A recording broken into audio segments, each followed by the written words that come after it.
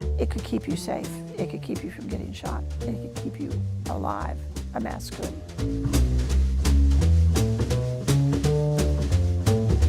Not everything is as it seems. And you have to trust the people that come around you, more particularly the time that they come around you. Because people seem to be put in your life in key moments. People are amazed that there was a job title called Chief of Disguise. And most women I know wish they'd had that job. Sounded like fun. Actually, it was fun. I don't think another intelligence agency in the world devoted the time and the budget to disguise like we did. It's not so much what they're telling us they did with these masks. It's what they're not telling us they've done with these masks. Also, how long have they been messing with these masks? I believe it's been going on since they've been taking pictures. Disguise became a form of body armor. In the Spy Museum, we call the mask a 5-second mask. They proved invaluable. You could change your ethnicity. You could change your gender. You could change your nationality. And if you needed to, you could actually become another person. You could change your ethnicity. You could change your gender. You could change your nationality. And if you needed to, you could actually become another person. You could change your ethnicity. You could change your gender. You could change your nationality. And if you needed to, you could actually become another person. When I was Chief of Disguise, we had already begun using Hollywood stunt double masks. That was a technology that came straight out of LA. Very interesting that the CIA was using Hollywood masks. She's going to go into how they came to do that. We've been saying for years you can't trust Hollywood. Hollywood is working hand in hand with the government. So when they paint us as a people in a certain light, we know that it's a government operation. I worked with a man named John Chambers, who had done all the makeup for Planet of the Apes. He has a definite gift for mimicry. They could spend 5 hours putting on a mask. They could spend an hour taking it off. And they could shoot it again and again and again until they got the lights just right. So yes, the CIA are bringing Hollywood people in to help them with their masks, to work with their scientists and work with their agents in being able to pull masks on people where they could pull it off and escape at any time. It also explains why certain people in history just look weird. They got the technology to clone you without cloning you. Now, I am 100% convinced that this is a mask. I believe the government's been dabbling with this at least a little bit since pictures have been being taken. Now, this is J.P. Morgan, who I believe has some prosthetics, some type of prosthetics on, even back in the early 1900s. That nose is obviously fake. Our mask had to be perfect in the car. When you got out of the car, you had to know without a mirror that you were good. The point of all of our masks was speed. You got to remember, this is the late 60s. You had to imagine that you were going to be in situations that you couldn't even anticipate. An officer somewhere picks this thing up, just puts it on in 5 seconds, and knows that it's right, that he's invisible. So if this technology was this good in the late 60s, early 70s, what are they working with now? If you had to sit and tinker with this thing, if you needed a mirror, it wasn't going to be useful to you at all. The masks were full-face latex masks. It allows you to furrow your brow, it allows you to squint your eyes, it allows you to speak. You talked. The specific mask we're talking about would fit just one person. The first thing we do is we make a face impression. If you've been to a dentist that never had a dental impression, it's the same thing. It's just your face, not your teeth. So they would have added to his face. They could rearrange his face a bit and give him a new face that would fit perfectly over his real face. We never used human hair. We always used a synthetic. The idea of a man washing the hair on his mask and making it look nice when that was all done was never going to happen. The synthetic hair, you couldn't hurt it, basically. You could wear your mask in a rainstorm and your hair would still be okay. Very human. The masks, more than once, were taken off in a moment of terror and crushed down and put under arms in armpits. They would fit in armpits if they needed to. That was part of the design.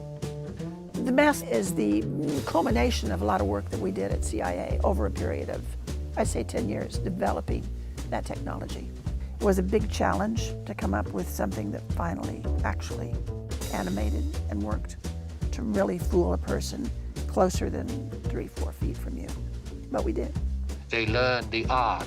We actually brought Hollywood back into our labs at one point to look at what we had done, and they were stunned.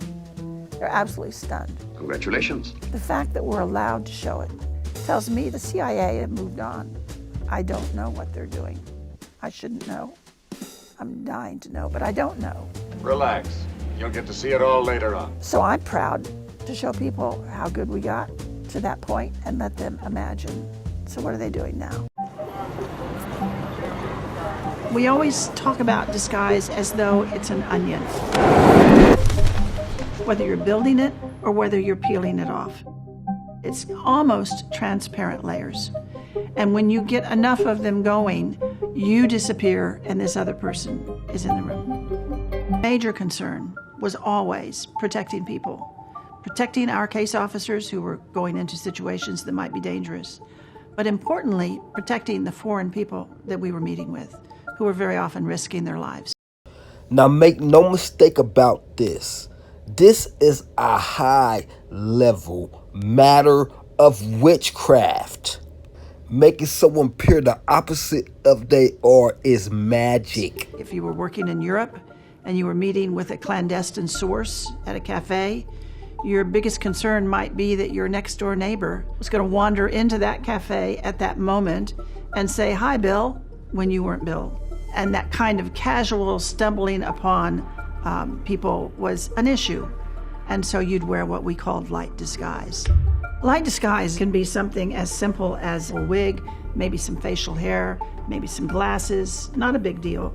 The other extreme is advanced disguise that you would use for up close and personal for an extended period of time, or the person you were talking to would have no idea that you were not in true face. One of the things that was going on when I was chief of disguise was an enormous research program into the new advanced disguise system. It was basically the masks that everybody always wondered if we used masks, and this was the beginning. This is a series of photographs of when I met George H.W. Bush in the Oval Office and revealed to him that I was briefing him wearing a mask. So these masks are so good they fooled the president himself.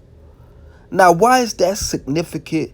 Because the president gets a lot of deep briefing, and he himself was shocked that this woman was wearing a fake mask approaching him.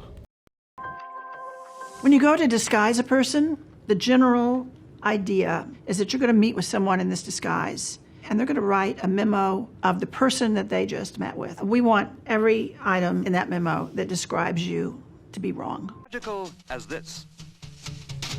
The slow-motion camera and the really high-speed camera operators have for the first time been invited with Pathy Pick to the inner sanctuary of the Magic Circle to see if they can discover the secrets of our top conjurers like Alan Shaxson in the act he does with his wife Anne.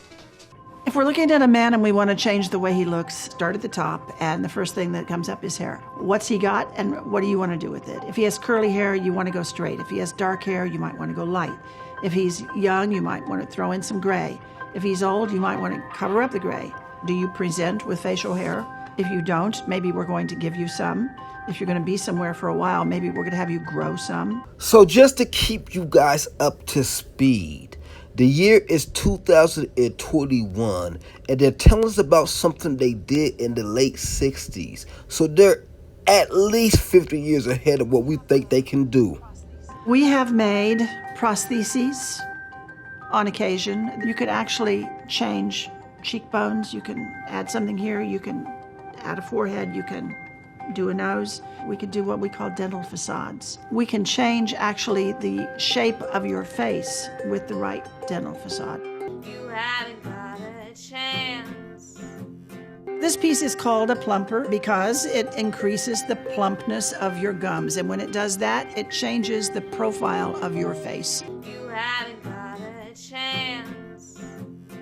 The last thing is artificial palates. We take an impression of the top of your mouth. They can change your enunciation. They can cause a slight lisp. It's a little bit different with everybody who wears one. You haven't got a chance. You haven't got a chance. But if it's enough, it's very useful. We very often discover that older looking men are considered less threatening than younger looking men, so we like to age a person. With women, you have a broader range of what you can do.